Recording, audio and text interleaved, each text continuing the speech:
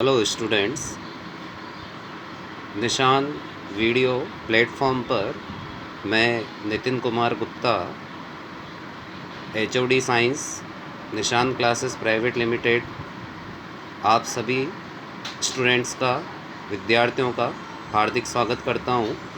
और आज मैं आपको कुछ 10वीं क्लास के विज्ञान के बुक की जानकारी दे रहा हूं।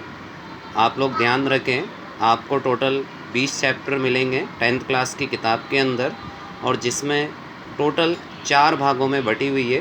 पहला भाग के रूप में बायो है, दूसरे भाग के रूप में केमिस्ट्री है, तीसरे भाग के रूप में फिजिक्स है, और चौथे भाग के रूप में जनरल नॉलेज से संबंधित जानकारी है। तो डियर स्टूडेंट्स, पहले चैप्टर की मैं आपसे आज डिस्कस करूँगा थोड़ी। पहला चैप्टर ये देखिए, आपको वीडियो में दिखाई दे रहा है। पहला चैप्टर है भोजन एवं मानव स्वास्थ्य, और इसमें से बोर्ड परीक्षा के अंदर 4 नंबर के प्रश्न पूछे जाते हैं। 1 नंबर का अ भाग में आता है और 3 नंबर का ब भाग में आता है। तो थोड़ी सी डीप में जाकर अपन इस चैप्टर के थोड़ा देखें। जैसे ये पहले चैप्टर के अंदर आपको स्टार्टिंग में संतुलित भोजन और असंतुलित भोजन नज़र आ रहा है।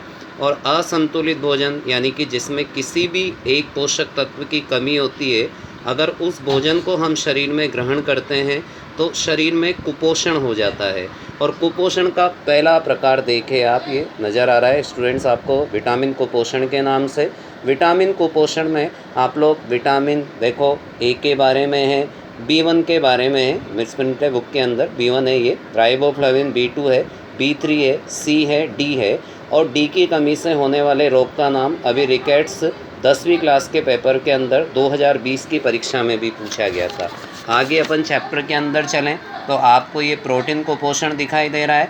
प्रोटीन कुपोषण के देखो दोनों नाम नज़र आ रहे हैं आपको, एक क्वाशियोरकर और एक जो है आपको मैरस्मस दिखाई दे रहा है। क्वाशियोरकर और मैरस्मस प्रोटीन की कमी से शरीर के अंदर होते हैं।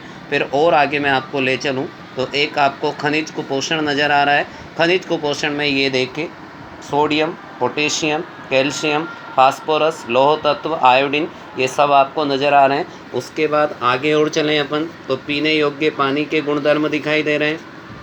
पीने योग्य पानी के गुणधर्म के साथ साथ जिस दूषित पानी को हम पी रहे हैं या पीते हैं, तो उस दूषित पानी के प्रभाव से हमारे शरीर में कौन कौन सी बीमारियां होती है। ये देखो, विषाणु दिखाई दे रहा है आपको, जीवाणु दिखाई दे रहा है, प्रोटोजोआ नज़र आ रहा है, कृमि नज़र आ रहा है। तो इनसे कौन कौन से रोग शरीर के अंदर होते हैं वो सब आपको यहाँ पर विस्तार से दिया हुआ है। वायरल इन्फेक्शियस डिजीज़ जो कि विषाणु जनित रोग है। एक जो सबसे इम्पोर्टेंट जिस पर मैं देखो ये आपको दिखा रहा हूँ कि नारू रोग एक समय राजस्थान के अंदर 2000 के पहले बहुत ज़्यादा था, जैसे भी कोरोना है।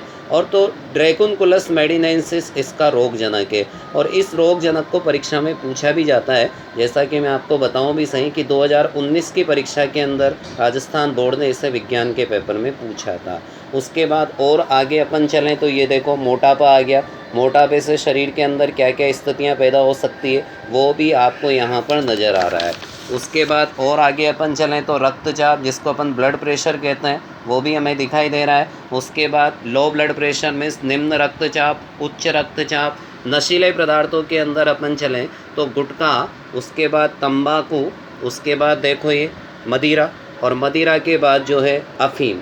तो ये 4 नशीले पदार्थ हैं जिनको अगर शरीर में ग्रहण किया जाएगा तो शरीर में बहुत सारी बीमारियां हो जाएगी। जैसे गुटखे को अगर अपन शरीर में ग्रहण करते हैं तो ये देखिए आपको नज़र आ रहा है, सब म्यूकस फाइब्रोसिस रोग हो जाता है गुटखे के अत्यधिक सेवन से।